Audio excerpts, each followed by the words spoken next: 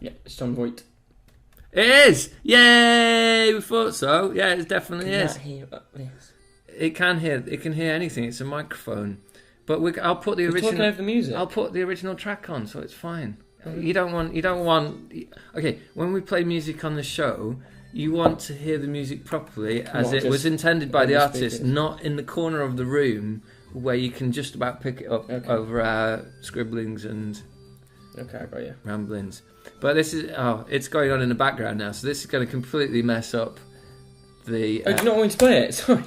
Well, if we're doing any talking now, then they're going to hear that in the background, and they've just heard it in full stereo sound. Let's not talk about anything bad. Anything bad? Let's talk about things bad. Let's just talk badly about things. Let's talk badly about stuff. Let's not talk very well. Okay. Next topic is cliched band performance traits. That's not even a thing. Things that bands do that are rather cliched. What? So there we go. There's a start for 10. That's not cliched though. Singing isn't cliched. Singing is a cliche. Is it? They all do it. What's the definition of a cliche? If it's just something that's been done a lot, far too much.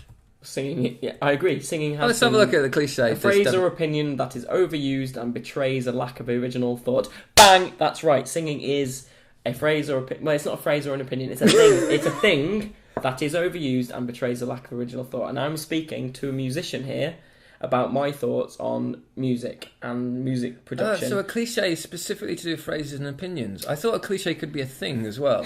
Well, I think music is overused and betrays a lack of original thought. Isn't it a cliche to go to the hairdressers and be asked how you're doing on your holidays? Is that a cliche? You're ignoring my contentious point that singing. All creativity nowadays is pointless and it isn't really creative. I know, well, who cares?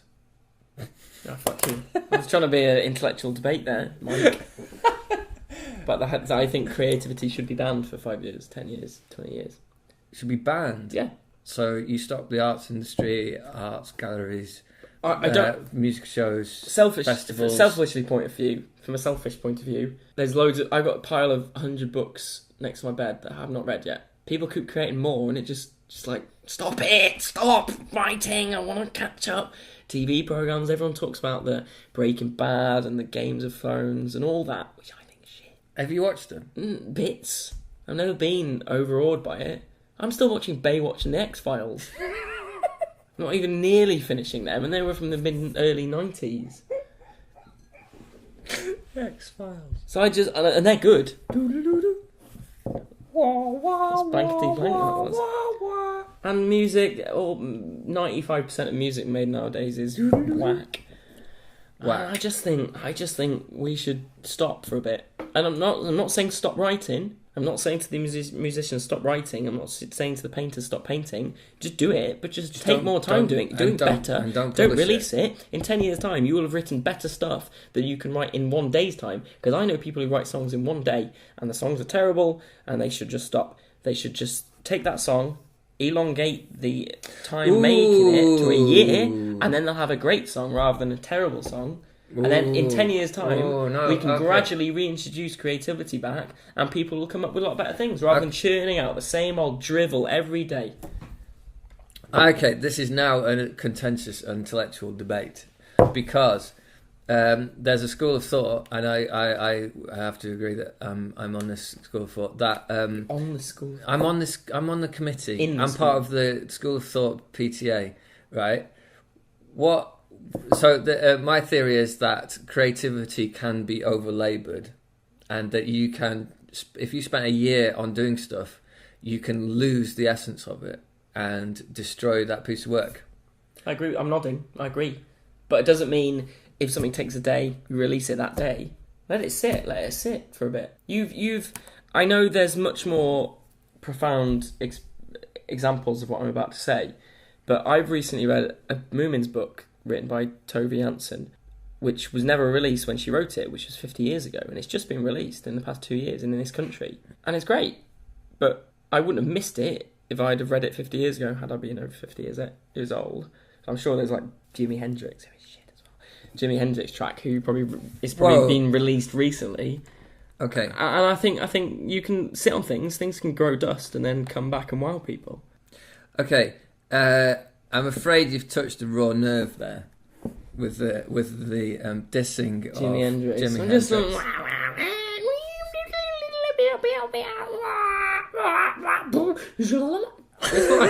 See, I've just done that. In a second. Okay, so the next track that I would like to put on this broadcast is Manic Depression by Jimi Hendrix, just to try and prove that he was a very talented and great musician. He did a lot of crap. I'm very open to being proved otherwise. He did a lot of crap. I'm not denying it, and he did a lot of.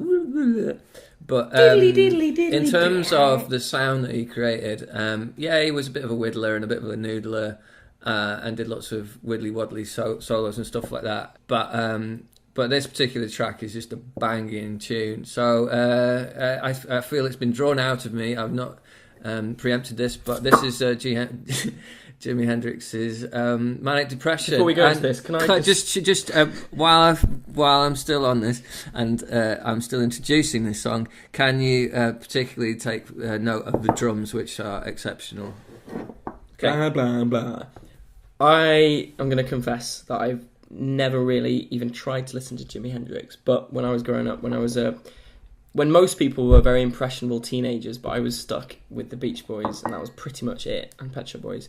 Everyone pretended and professed to like these cool, in inverted fingers, bands and singers. You were a 60s child, the weren't you? Jimi Hendrix Experience and all these bands like that, and they never even listened to them, but they just seen a poster of Jimi Hendrix, which is really cool, on someone's wall, and thought, that's cool, I'll like him. Like Che Guevara, most people don't know who he was. A lot of people don't know who he was. I'll still buy the bloody t-shirt because it's cool, in inverted comments. So I tried to foster my own path in being cool, and I thought I was being cool by not liking all the cool things, but then I got really cool. So who's really cool? What is cool? Wearing 2 watches is cool, George Healer. Okay. So after Jimi Hendrix Manic Depression, we'll be talking about cool. Okay, here we go.